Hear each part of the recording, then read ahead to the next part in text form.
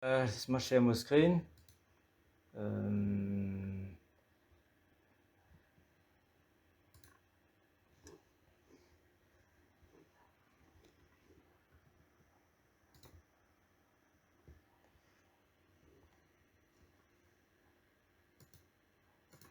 Ok, vous voyez, donc aujourd'hui nous allons continuer notre message sur le royaume de Dieu.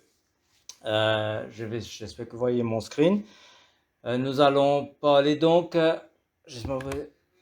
bah, nous allons voir un peu ce que Jésus-Christ a dit sur le royaume de Dieu dans son ensemble à travers surtout Matthieu chapitre 13, qui est la série des paraboles.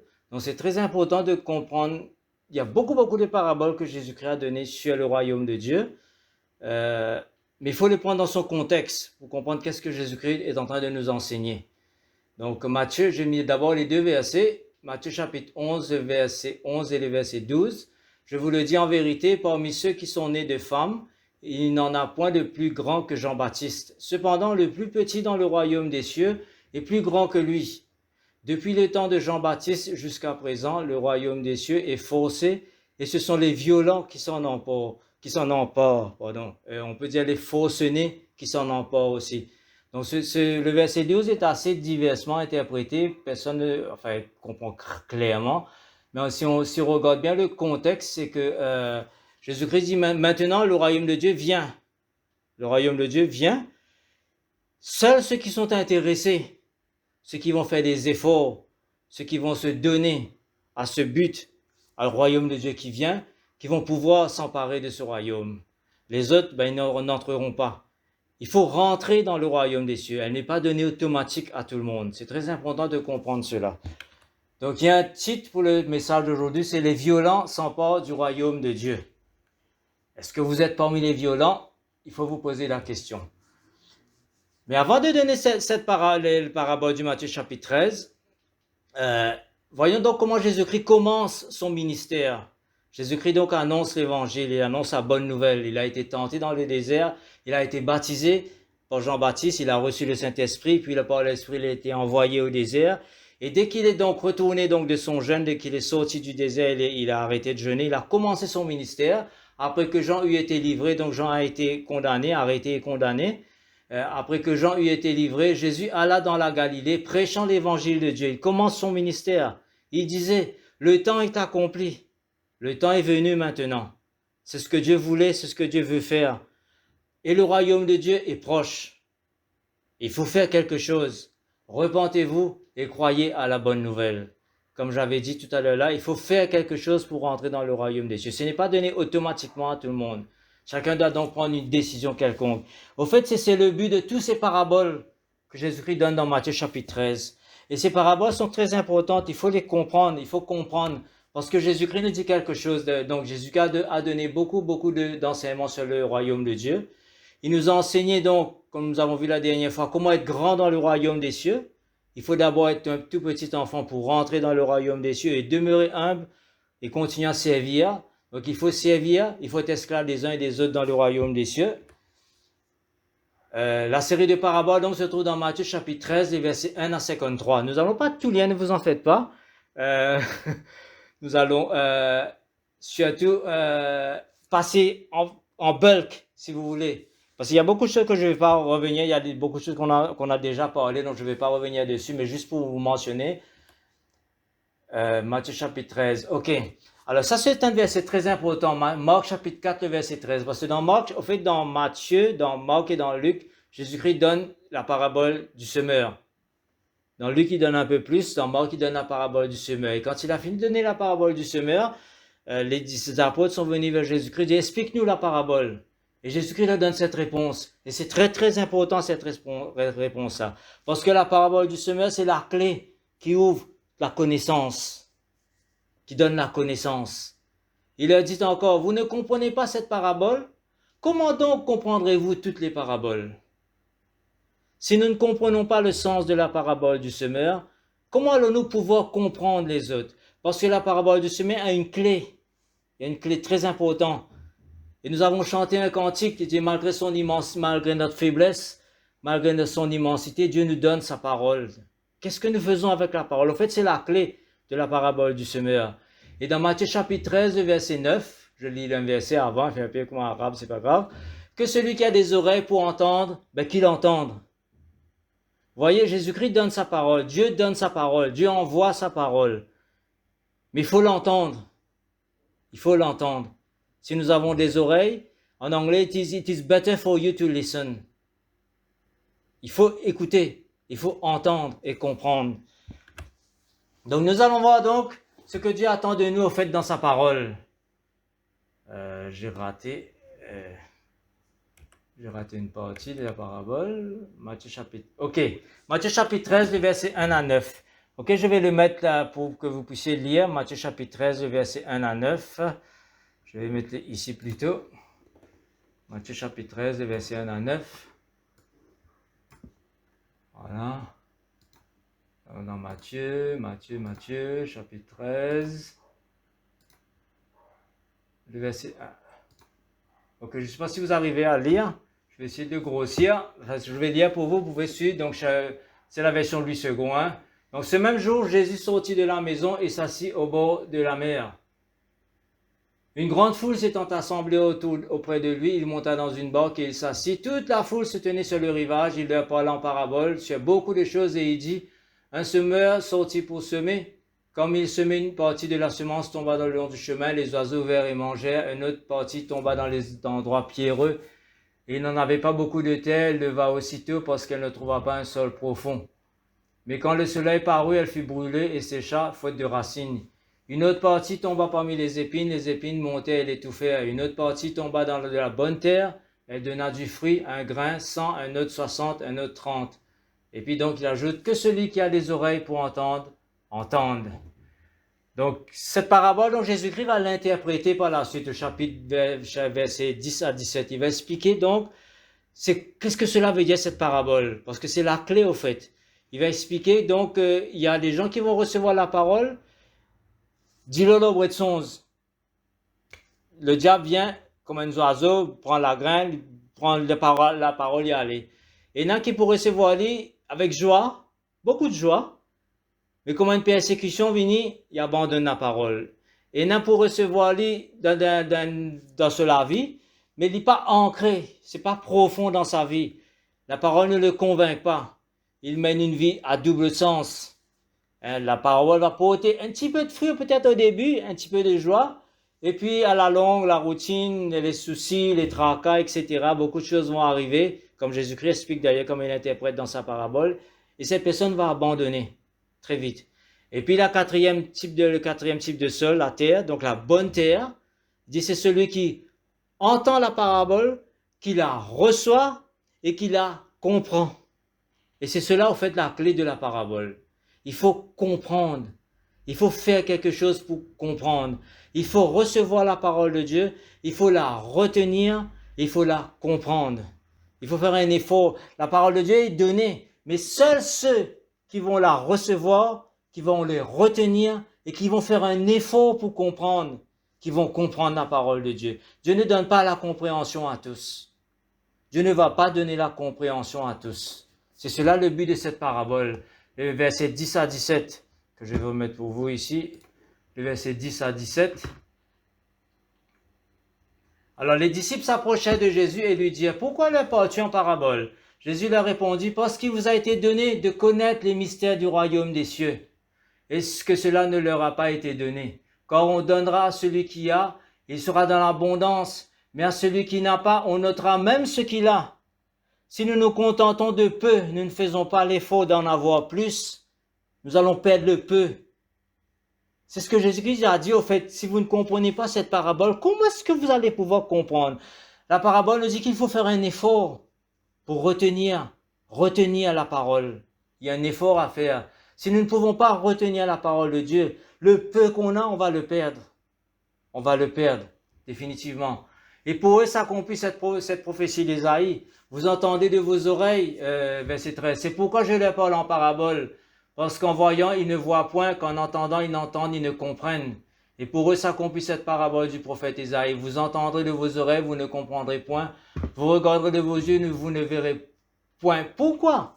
Pourquoi est-ce qu'ils en vont entendre, ils ne vont rien comprendre? Pourquoi est-ce qu'ils vont voir des choses, ils ne vont rien voir? Quand le cœur de ce peuple est devenu insensible. Leur cœur est devenu insensible. Ils ne veulent plus de la parole de Dieu, au fait. Ils ne veulent plus que Dieu leur parle. Ils ne veulent plus. Dieu a parlé, parlé, parlé. Finalement, ils sont devenus insensibles.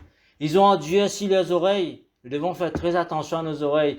Ils ont fermé leurs yeux, de peur qu'ils ne voient pas. Peut-être que nous pensons que Dieu est injuste. Pourquoi il choisit de donner à certaines personnes, il ne donne pas à d'autres? Pourquoi Dieu fait grâce à une personne, il ne n'accorde pas la grâce à d'autres? Dieu donne sa parole à tous. Dieu donne sa parole à tous. Mais c'est ce que nous faisons avec la parole qui est important. Il y en a qui vont la recevoir, d'autres non. Il y en a qui vont fermer les yeux, d'autres vont fermer leurs oreilles, d'autres ne voulons même pas entendre. Donc on veut dire que c'est fausse. Vous savez que en Europe, en France, dans plusieurs pays d'Europe, que la Bible est enseignée comme un livre mythes et légendes. C'est un livre de mythes et légendes. C'est même pas considéré comme la parole de Dieu. C'est même pas considéré comme la parole de Dieu. C'est un livre de mythes et de légendes. C'est assez curieux, mais c'est comme ça. Ils ont bouché leurs yeux, ils ont bouché leurs oreilles. Ce n'est pas étonnant qu'ils ne comprennent pas. Vous regarderez de vos yeux, vous ne verrez point. Quand le cœur que ça on a été insensible, de peur qu'ils ne voient de leurs yeux, qu'ils entendent de leurs oreilles, qu'ils ne comprennent de leur cœur, qu'ils ne se convertissent et que je ne les guérisse. Parce que dans un premier temps, ils ont rejeté complètement. Dieu a lavé la main avec eux pour un moment. Dieu va revenir avec les juges plus tard. Mais heureux sont vos yeux, verset 16, parce qu'ils voient, et vos oreilles, parce qu'elles entendent. Vous vous rappelez ce que Jésus-Christ a dit au verset 9? Que celui qui a des oreilles pour entendre, entende. Donc il faut entendre. Mais heureux sont vos yeux parce qu'ils voient et vos oreilles parce qu'ils entendent. Je vous le dis en vérité, beaucoup de prophètes et de justes ont désiré voir ce que vous voyez, ne l'ont pas vu. Entendre ce que vous entendez et ne l'ont pas entendu.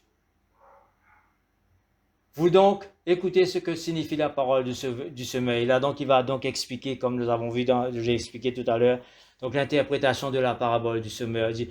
Beaucoup de prophètes, ils ont désiré entendre. Alors, c'est une grâce, vous savez, comme Jésus-Christ a commencé à annoncer l'évangile. Il dit, repentez-vous, le royaume de Dieu est proche. Il a commencé par cela. Il dit, les autres ont voulu entendre cet évangile, ils n'ont pas entendu. Mais vous avez une grâce.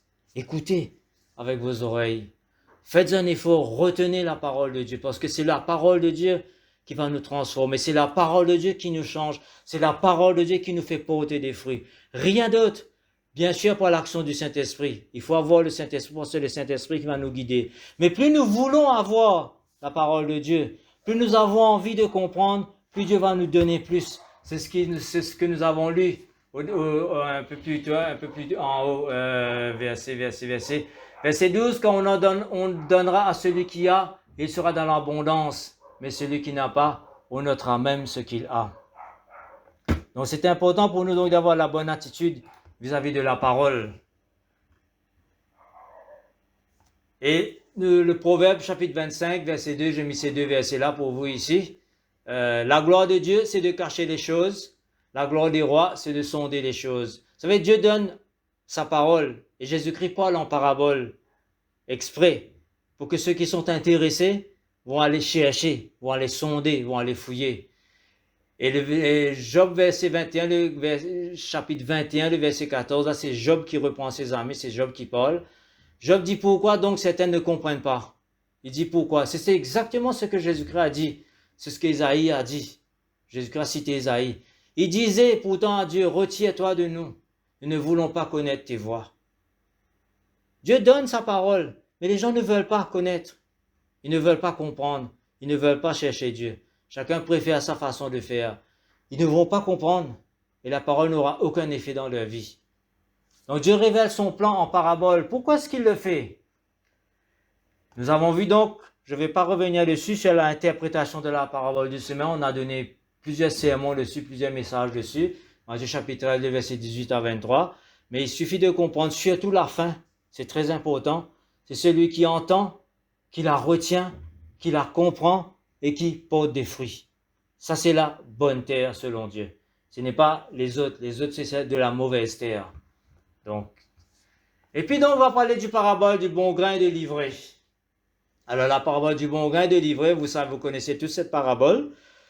Peut-être que c'est bon juste de le lire. Et puis, nous allons parler donc à l'interprétation. Matthieu, donc, c'est le verset 24. Il leur proposa une autre parabole, verset 24. Ok, c'est là. Il leur proposa une autre parabole et il dit, le royaume des cieux est semblable à un homme qui a semé une bonne semence dans son champ. Mais pendant que les gens dormaient, son ennemi vint, sema de livrer parmi le blé et s'en alla. Lorsque l'herbe eut poussé et a donné du fruit, livré parut aussi. Le serviteur du maître de la maison vint lui dire, Seigneur, n'as-tu pas semé une bonne semence dans ton champ? D'où vient donc qu'il y ait de livré? Il leur répondit, c'est un ennemi qui a fait cela. Et les serviteurs lui dirent, veux-tu que nous allions l'arracher? Non, dit-il, de peur qu'en arrachant l'ivraie, vous ne déraciniez en même temps le blé. Laissez croître l'un et l'autre jusqu'à la moisson. Et à l'époque de la moisson, je dirai au moissonneur, arrachez d'abord l'ivraie. Jetez les liez-la en gerbe pour la brûler, mais amassez le blé dans mon grenier. Ok, donc c'est les versets 30. Ok, on arrête là. Je retourne à PowerPoint. Donc j'ai mis deux petits photos ici là, le bon grain, je ne sais pas si vous voyez, et l'ivraie. Ce sont deux choses qui se ressemblent.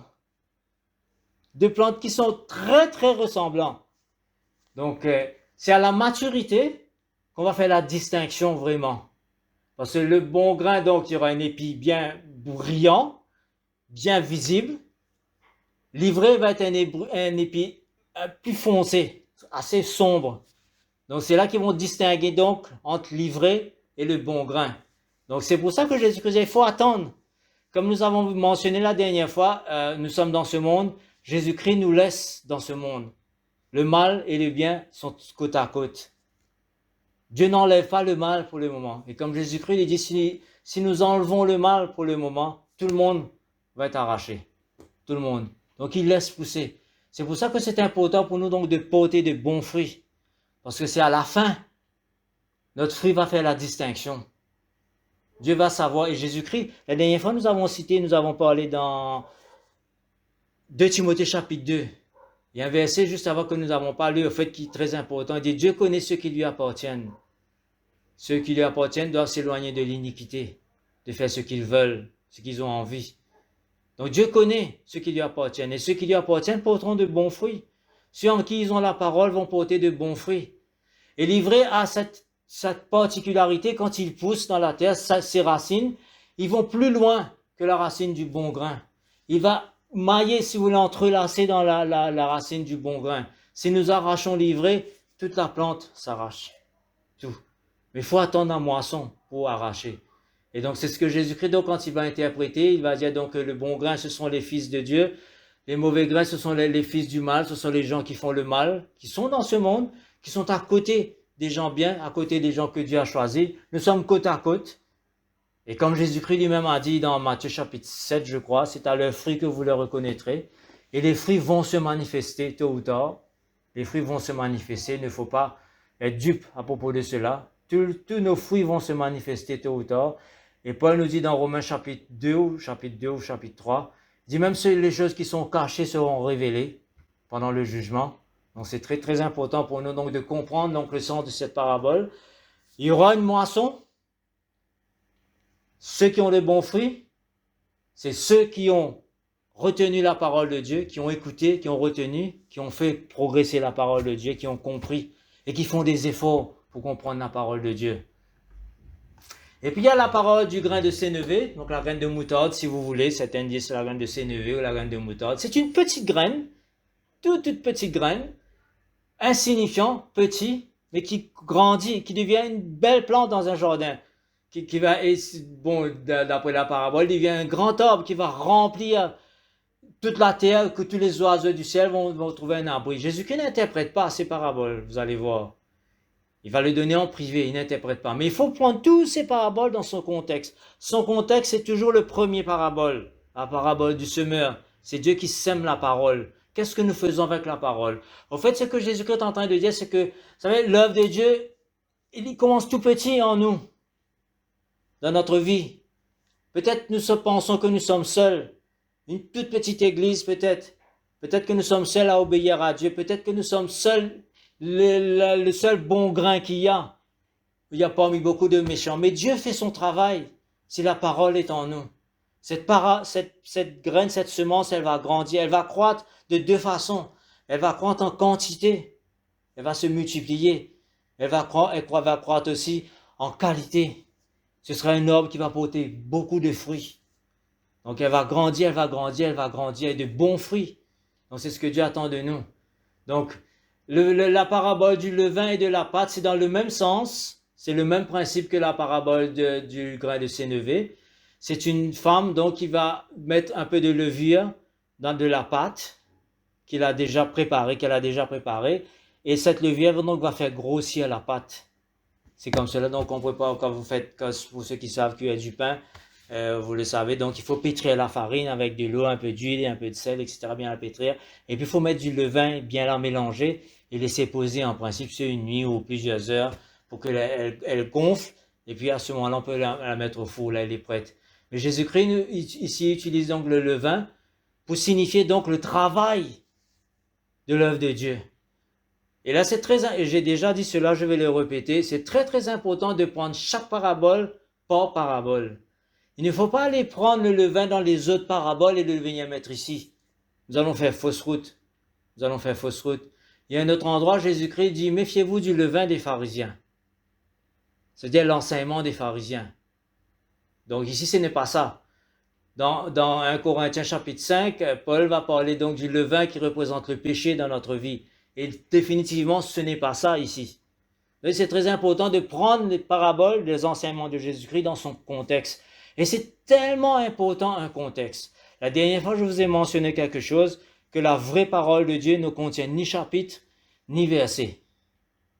C'est pour nous aider à lire tout dans son contexte, au fait. Nous, en mettant des versets, des chapitres, ça n'a pas rendu service, malheureusement, dans beaucoup de doctrines, dans beaucoup de messages, si vous voulez, parce qu'on a coupé. Et je vais vous donner un verset, tout à l'heure, vous allez voir, on a arrêté, il fallait pas arrêter, il fallait continuer pour comprendre réellement ce que Jésus-Christ est en train de nous enseigner. Donc, ce que cette parabole du levain enseigne, donc il y a une œuvre invisible qui se passe dans ce monde, dans nos vies, individuellement, dans chaque personne qui a reçu la parole de Dieu. Dieu est en train de faire son travail. Le royaume de Dieu est en train de s'infiltrer partout, de grandir. Tant que nous nous laissons influencer, laissons transformer par la parole, l'œuvre de Dieu se fait en nous. Elle nous change, elle nous transforme. Elle va nous faire grandir. Elle va croître, cette œuvre va croître en quantité et en qualité. Dieu est en train d'appeler. Peut-être que nous nous sentons un peu comme Élie, je crois que c'est le prophète Élie, donc se sentait seul. La seule personne restée fidèle dans le royaume d'Israël. Dieu dit non, j'ai réservé 6000 personnes encore, ne t'en fais pas, tu n'es pas le seul. Donc peut-être que nous nous sentons seuls, mais soyez rassurés, il y a beaucoup de petites graines que Dieu est en train de travailler dans la vie de beaucoup de personnes autour de nous. Dieu a implanté sa parole un peu partout. L'œuvre du royaume est en train de se faire et de grandir. Donc sa parole est en train donc de travailler. Dieu agit par sa parole. Et vous et moi, nous pouvons être un instrument pour faire cela. Par notre parole que nous disons, par notre exemple, par les fruits que nous portons. Nous pouvons être un exemple. Nous pouvons convaincre les autres, nous pouvons travailler dans la vie de certaines personnes, les encourager à essayer de venir vers la parole et comprendre ce que Dieu dit, afin que leur vie eux aussi soit transformée et que le royaume de Dieu donc continue de grandir. Et elle va grandir et grandir et grandir, éventuellement elle va remplir toute la terre. Et éventuellement, à un moment donné, il n'y aura que des personnes à qui la parole de Dieu a travaillé. Tous les autres seront anéantis, détruits dans les temps de feu. Ceux qui ne voudraient pas, ceux qui ont refusé l'œuvre de grâce de Dieu. Et puis il y a ces deux paraboles. Donc il y a la parabole de la perle et la parabole du trésor. Ce sont des paraboles, c'est toujours dans le même contexte qui vient. C'est toujours le même contexte. Il y a deux interprétations majeures concernant ces paraboles. Il y a deux interprétations majeures. Il y a une interprétation donc qu'on a entendue, qui nous dit donc que c'est Dieu qui vient nous trouver, qui nous rachète, et c'est une vérité. Donc c'est le trésor qu'il trouve dans un champ, ou c'est la perle de grande valeur donc qu'il a cherché. Il y a une petite question à poser dessus, une petite réflexion. Vous savez, aujourd'hui, ok, je vois que j'ai vu un message qui est rentré là, je ne sais pas pourquoi. Donc, il y a une petite question donc on va se poser. Vous savez, aujourd'hui, les perles, bon, ça a toujours de la valeur, mais un peu moins qu'avant. Parce qu'à l'époque de Jésus, quand Jésus-Christ a donné cette parabole, il n'y avait pas d'élevage d'huîtres. Aujourd'hui, il y a des élevages d'huîtres perlières. Les perles sont un peu plus abondantes. Les gens recherchent moins. Il n'y avait pas de plongeurs professionnels pour aller chercher des huîtres au fond de la mer. Aujourd'hui, on peut aller au bazar pour acheter des huîtres. Je ne pense pas qu'il vendait des huîtres, d'abord parce que les Juifs ne mangeaient pas les huîtres. Enfin, je suppose. Donc, c'est pour vous dire à quel point les perles étaient rares. C'était rare à l'époque. C'était vraiment un accident ou quelqu'un qui cherchait vraiment, je ne sais pas comment il faisait pour aller plonger, pour aller chercher l'huître. Il le cherchait volontairement. Il cherchait, il cherchait. C'est ça le point, chercher. Et puis en ce qui concerne le trésor, ça c'est une autre, tradition, c'est une façon de faire en fait à l'époque. C'est que c'est difficile de quelqu'un d'aller marcher comme ça, de trouver un trésor. Il faut vraiment chercher le trésor. Il faut le chercher. Et ce qui se passait à l'époque, il n'y avait pas beaucoup de banques. Peut-être qu'il y en avait, mais très peu. Les gens n'avaient pas confiance dans les banques. On disait que les banquiers étaient des voleurs. Vous pouvez imaginer Zaché, collecteur d'impôts. Les gens n'avaient pas confiance du tout, donc ils ramassaient leur argent chez eux, ils les enterraient. Et par hasard, par accident, des fois, des gens arrivaient à déterrer donc ces trésors qui étaient oubliés. Donc c'est un peu ça l'idée au fait, c'est que par hasard, on peut tomber sur un trésor. Et dans les deux cas, quand les gens ont cherché et ont trouvé, donc la personne a vendu tout ce qu'il avait pour posséder, donc c'est bien, qu'ils considéraient plus grand de ce qu'ils avaient déjà au départ. Et c'est ça la clé. Pour moi, c'est ça au fait la clé. Vous savez, moi, je crois toujours dans cette, parce que je suis en train de prendre depuis le contexte et le venir, c'est que si Dieu nous donne ce trésor, que sa grâce, que sa parole, qu'est-ce que nous faisons avec ça? Quelle est notre attitude vis-à-vis de ce trésor? Quelle est notre attitude? Pour moi, c'est ça la chose la plus importante dans cette parabole, au fait. Qu'est-ce que nous faisons avec ce que la parole de Dieu nous dit, ce que Dieu nous donne comme sa parole? Et c'est la clé, vous savez, c'est la clé, encore une fois, pour retenir, pour comprendre. Il faut chercher.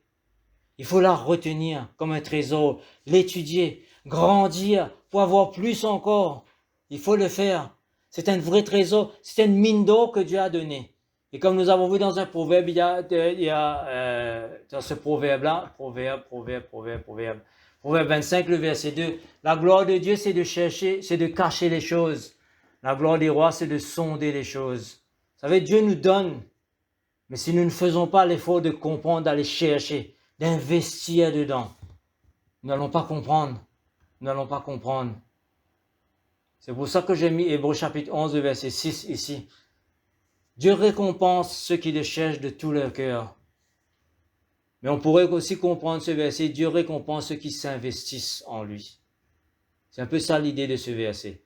Avant tout, il dit que sans la foi, il est impossible de plaire à Dieu. Et puis il dit Dieu récompense ceux qui le cherchent. De tout leur cœur, c'est entre guillemets parce qu'il n'y a pas ça dans toutes les versions.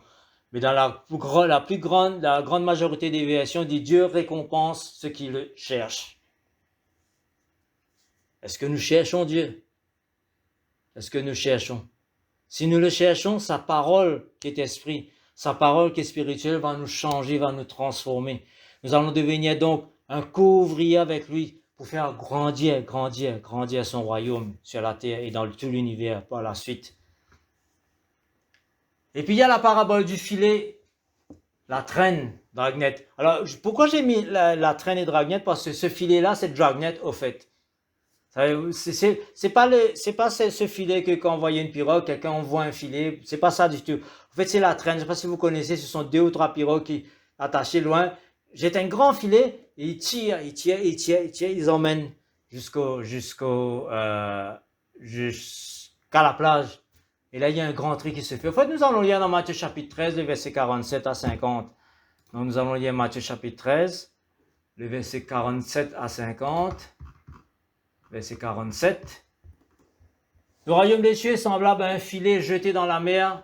Voilà, c'est là. Et ramassant des poissons de toute espèce.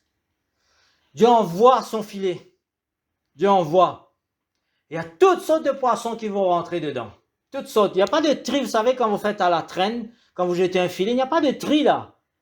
La parole de Dieu est donnée à tous au fait. Et la mer, c'est qui est extraordinaire. La mer représente les peuples.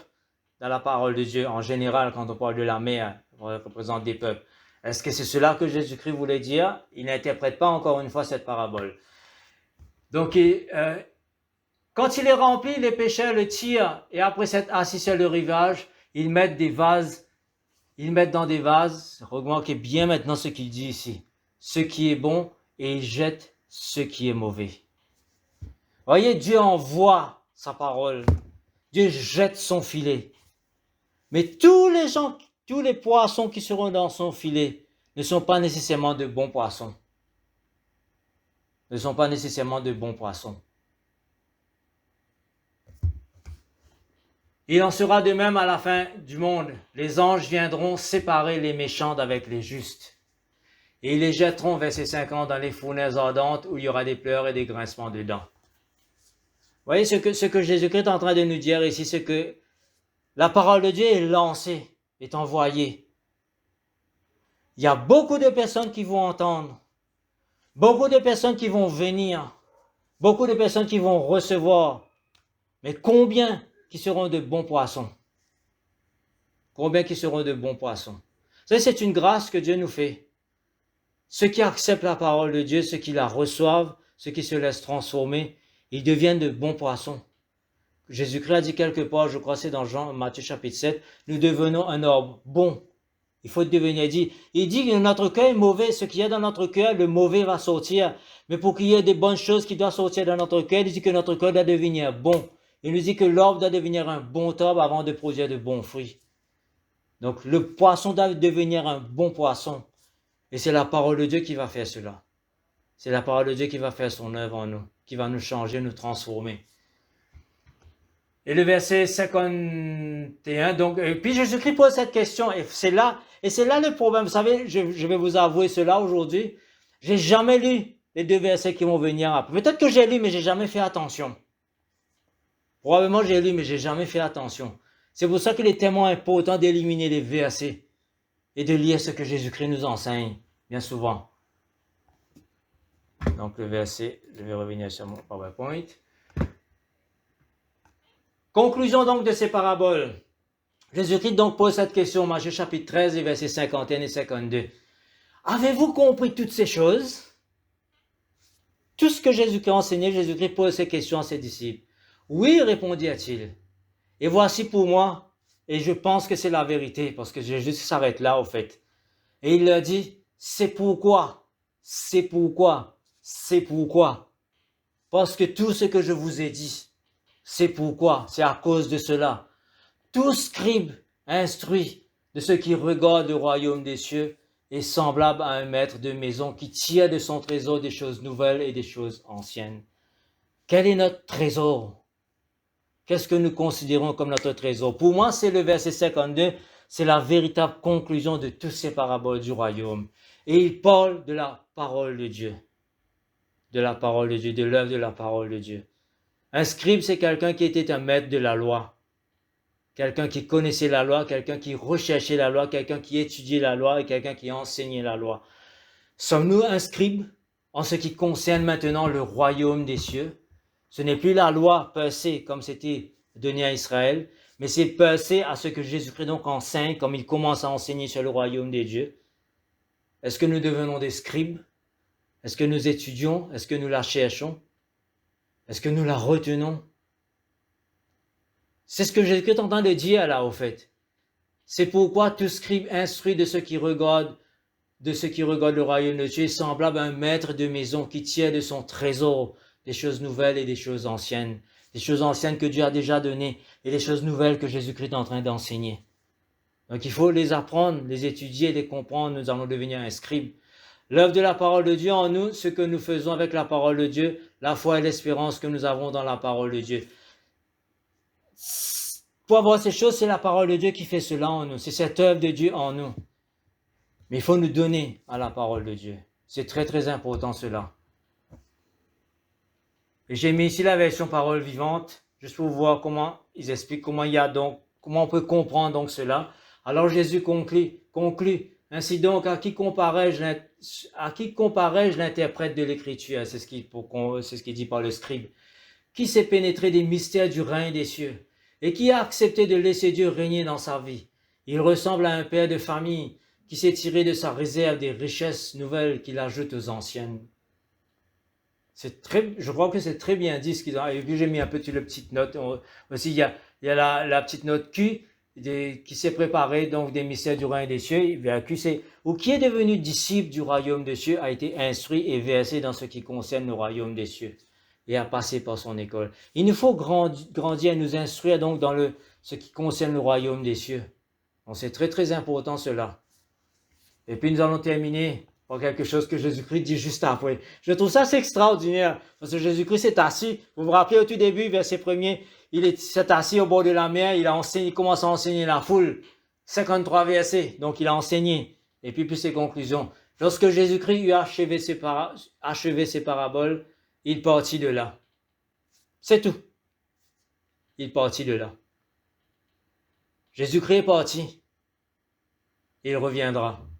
La question que nous pouvons nous poser, qu'est-ce que nous faisons avec la parole de Dieu? Qu'est-ce que nous faisons donc avec la parole qu'il nous a donnée par grâce? Amen. C'est la question que je vais laisser avec vous aujourd'hui. Voilà.